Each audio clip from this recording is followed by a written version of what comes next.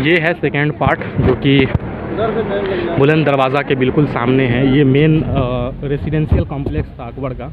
इसके अंदर आपको दिखेगा अकबर का महल, दीवाने आम, दीवाने खास, जोधाबाई का किचन, जोधाबाई का घर, वो सारी जगह इसके अंदर दिखेगी।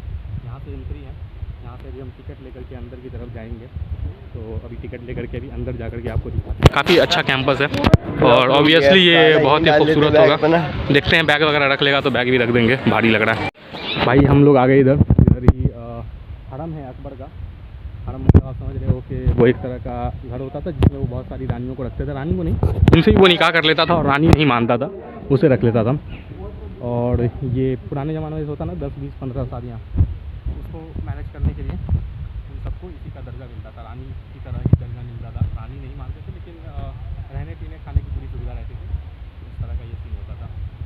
पीछे एक ये इमली का पेड़ है, इमली है आवला, इमली का पेड़ है। यहाँ पे इमली का पेड़ है। साला रिकॉर्ड नहीं रिकॉर्ड हम क्या करेंगे भाई साहब, क्या नज़ारा है। अकबर की ज़िंदगी गुजर गई थी इसी में। ज़िंदगी नहीं गुजरी थी, सिर्फ 16 साल रहने के लिए कोई आदमी सोचो, जिसमें कि 10 साल इसे बनाने में लग गया इस कैंपस को, और टोटल 16 साल रहा और इतना बड़ा बना करके चला गया वो यहाँ से वापस। ये शानदार नज़ारा दिख रहा है यहाँ का। ये है अकबर का महल, रहने सहने का। और ये तो हरम है और दूसरी तरफ उसका रहने का भी है, जोधाबाई का किचन भी है, वो सब भी हम आपको दिखाएंगे। ये हरम के ही एक हिस्से में सामने जो ये महल दिख रहा है, इसे बीरबल का महल कहा जाता है। और कहते हैं कि बीरबल की खिचड़ी यहीं पे बनी थी, इसी जगह पे। और यहीं पे बीरबल निवास करते थे। पीछे राजा के कंसल्टेंट के तौर पे वो काम करते थे, राजा के सबसे भरोसेमंद मंत्री, 9 नर्तनों में से एक। और इसी महल में बीरबल रहा करते थे।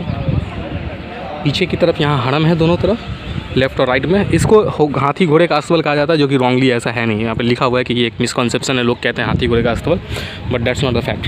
फैक्ट ये है कि इस पे पीछे की तरफ हरम था जिसमें उनकी दासियाँ रहती थी। और ये महल था बीरबल का। इसके पीछे जाएंगे तो अकबर का मेन महल है। अच्छा, ये हरम में एक मिसकॉन्सेप्शन है कि ऐसी बहुत सारी just like sex slave, but ऐसा नहीं है।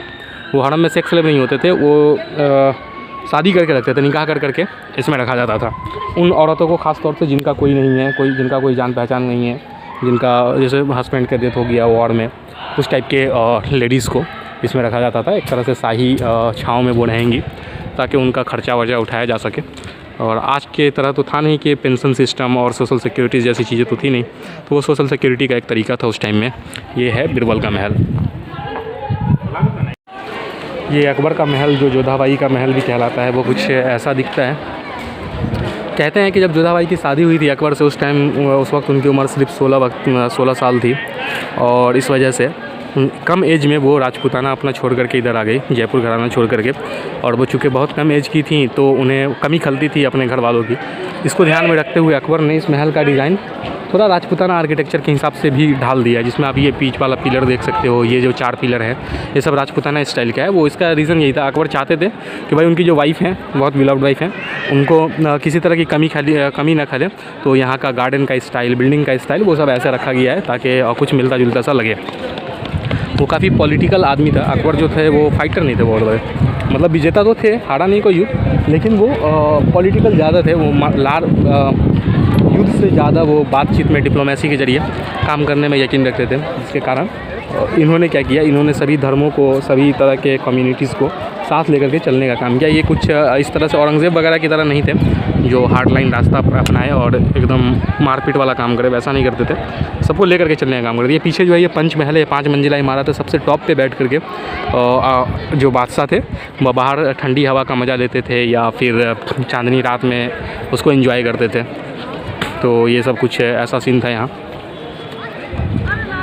यार मैं बहुत थक गया हूँ और मेरे अंदर बिल्कुल हिम्मत नहीं बची है। देखने को तो यहाँ बहुत कुछ है, लेकिन हर चीज़ को शूट नहीं कर सकता। मसला ये है कि इतनी ज़्यादा वीडियोस फिर एडिटिंग करना, टाइम देना पॉसिबल नहीं होगा।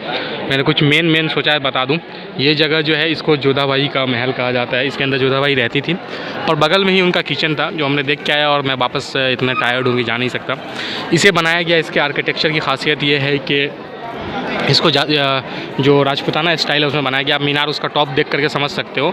एक्चुअली मैंने पहले ही बताया था ना कि अकबर चाहता था कि उसकी वाइफ को अपने मायके की कमी ना खले, तो इसलिए उसने इस स्टाइल में इसको बना दिया था। इसी में जोधाबाई रहती थी और ये उसका कोर्टयार्ड है। उधर सामने आप देख सकते हो आंगन, इधर देख सकते हो, इन सब में वो रहने सहने का काम करती थी। तो ये काफ़ी इंटरेस्टिंग जगह है। तो शायद ये लास्ट क्लिप होगा और इसके बाद अब हमें निकलना है खाना खा करके दिल्ली की तरफ या भरतपुर की तरफ।